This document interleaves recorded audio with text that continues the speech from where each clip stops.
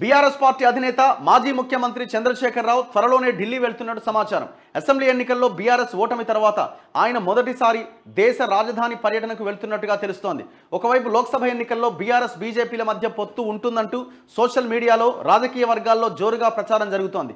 మరోవైపు అలాంటిదేమీ లేదంటూ అటు బీజేపీ నేతలు ఇటు బీఆర్ఎస్ నేతలు కొట్టిపారేస్తున్నారు. ఇరు పార్టీల మధ్య పొత్తుల ప్రసక్తే లేదంటూ రెండు పార్టీలు మీడియా సమావేశాలు పెట్టి మరీ ప్రకటించుకుంటున్నాయి. తాజా రాజకీయ పరిణామాల నేపథ్యంలో బీఆర్ఎస్ ఎంపీలతో కలిసి కేసీఆర్ ఢిల్లీలో వివిధ జాతీయ పార్టీల నేతలను కలిసే అవకాశం ఉందని తెలుస్తోంది. కేసీఆర్ ఢిల్లీ వెళ్లే సమాచారాన్ని పార్టీ శ్రేణులు ధృవీకరించినప్పటికీ బీజేపీ బీఆర్ఎస్ పొత్తు అంశంపైన జోరుగా చర్చ జరుగుతున్న నేపథ్యంలో ఈ పర్యటనకు ప్రాధాన్యం ఏర్పడింది. కేటీఆర్ అమెరికా పర్యటన.